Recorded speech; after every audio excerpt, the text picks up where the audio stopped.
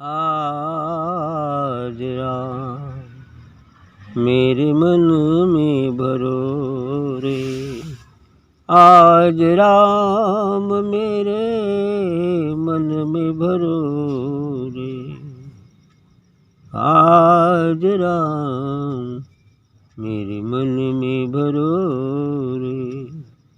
देह विदेह की सुध बिसरो रे। देह विदेह की सुधि बिसरो रे। लोक लाज को काम सरो रे। लोक लाज के काम सरो रे। आज राम मेरो मन में भरो रे। श्याम सुंदर रति मंकुलागी। राम श्याम सुंदर रति मंकुलागी।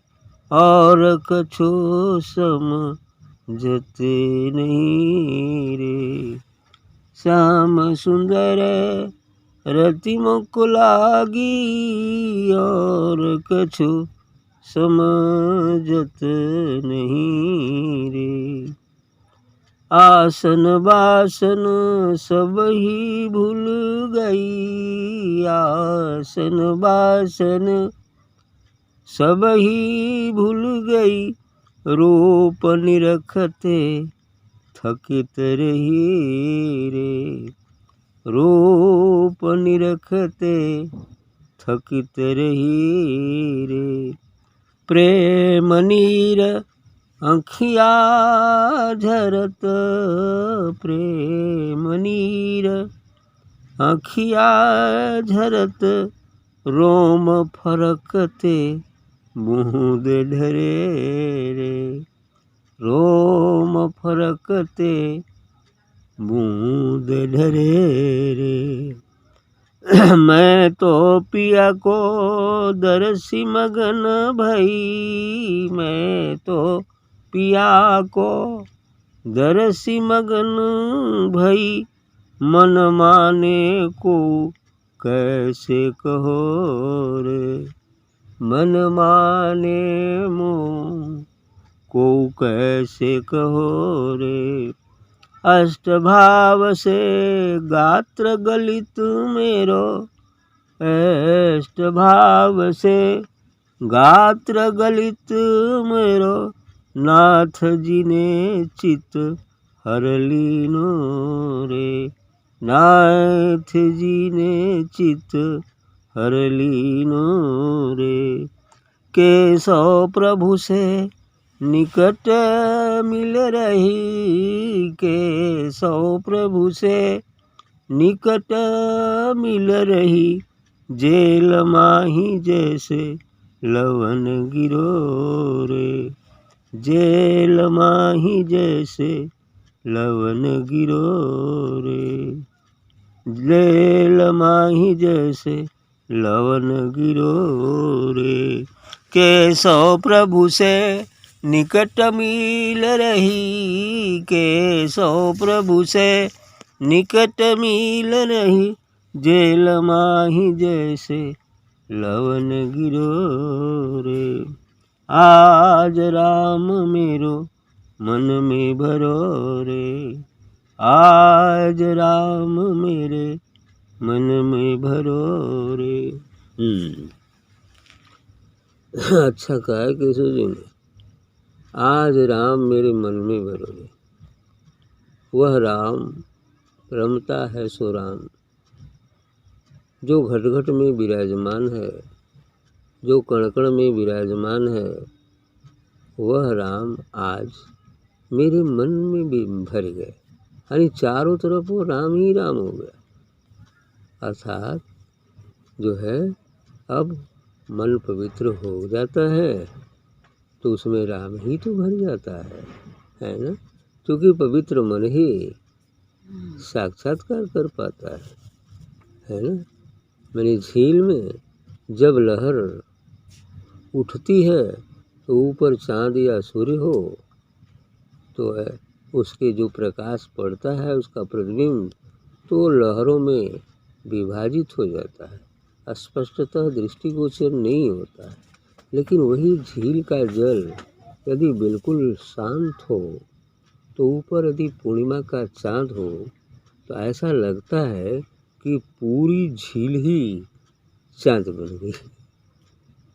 ऐसा लगता है कि पूरी झील ही चाँद बन गई।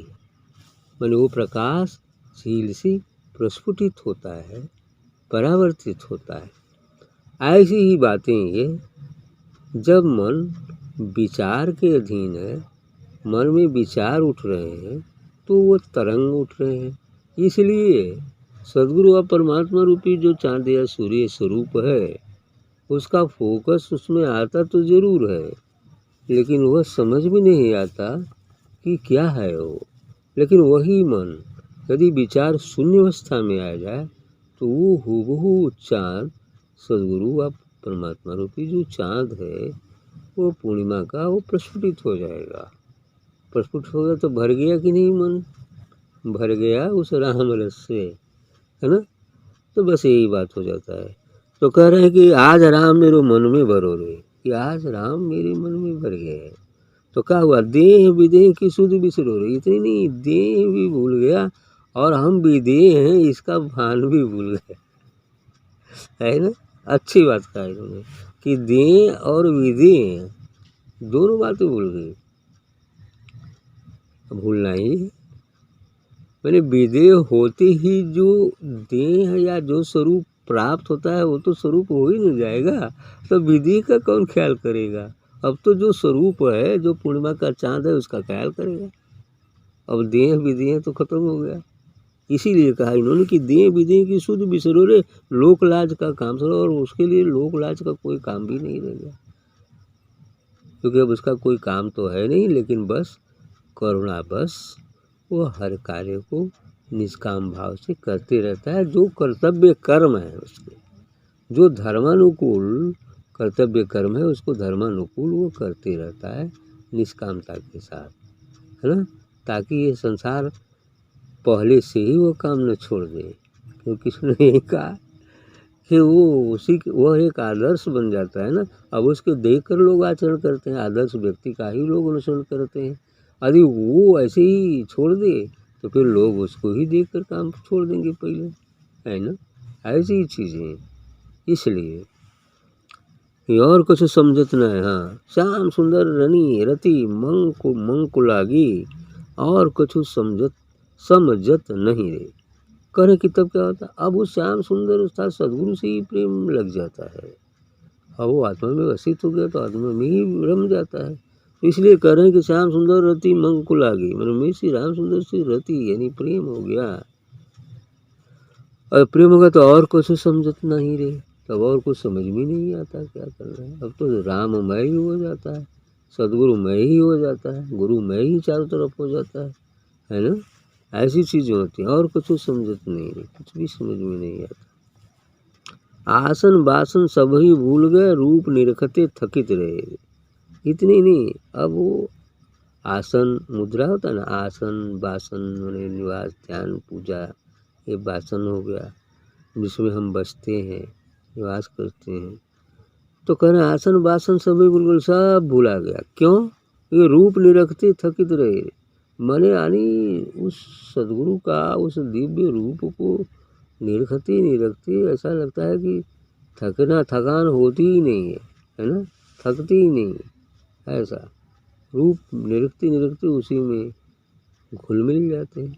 अब निरखने वाला भी तो नहीं कोई बचता, लेकिन निरखते वो उसी रूप को ही प्राप्त हो जाते। बूंद चली सागर से मिलने, सागर मिल गई, सागर हो गई, बस ऐसा ही हो जाता है। अब निरखने वाला कहाँ से बचा, है ना। मैं तो पिया की दरस मगन भई, मन माने को कैसे करोगे। अब आगे कहते हैं कि मैं तो उस प्रीतम के दर्शन मात्र से ही उसकी बस में हो गई, दरस ही मगन भई, दर्शन से इतना मगन हो गई कि मन माने को कैसे कहे। मन मानता ही नहीं है, कोई कितना कहे, मन मानने ही वाला नहीं। क्योंकि अब मन तो रह ही नहीं गया, वो तो प्रीतम का रूप ही ले लिया है, अब कहाँ से मानेगा, है ना। ये चीज़ें अष्टभाव सुगात्र गलित मेरो, नाथ जी ने चित्त हर लीनोगे। आगे करें कि जो ये अष्टधा प्रकृति शरीर है, 5 तत्व और 3 सूक्ष्म, यानी जल पाव गगन समीर और सतरजतम, ये 3 गुण, 25 प्रकृतियाँ, मैंने अष्टधा प्रकृति, ये पूरी प्रकृति अष्टधा है ना। क्षिति जल पाव गगन समीर, पंचमहाभूत और 3 सूक्ष्म तत्व सतरज तम, ये 8। अब कहा हुए गात्र गलित मेरो, से ये जो गात शरीर है वो गल गई, गल गई मतलब उसका भान ही मिट गया। हाँ, नाथ जी ने चित्त हर लीन हो गई, यानी वो नाथ जो स्वामी है, सदगुरु है, अब चित्त को अपनी तरफ आकर्षित कर लिया है, अर्थात हर लिया है वो, है ना, वही हो गया है। तो ये होते हुए भी नहीं के बराबर हो जाता। केशव प्रभु सो निकट मिल रही, जेल माही जैसे लवन गिरो रे। अब आगे कहने कि अब केशव जी का कहना है कि प्रभु से तो बिल्कुल पास में ही मिल गए, एकदम घुल मिल गए, है ना, ऐसा हो गया। केशव प्रभु से निकट मिल रही, अब प्रभु से तो निकट हो गए, उसी में हो गए, घुल मिल गए। जेल माही कैसे लौ न गिरो रे, इतने नहीं, अब ये जेल जो संसार है, ये एक जेल है, ये संसार ही एक जेल है, जो काल उसका मालिक है, जेलर है ना। और अब उसी इसमें तो अब जेल माही जैसे लौन गिरो, लौ मात्र भी नहीं उधर जाता, ऐसे ही लौ न, है ना, लौ माने पल मात्र, छल मात्र। ठीक, अब मिलन हो गया तो कहाँ से इधर आए। ठीक, सत्य।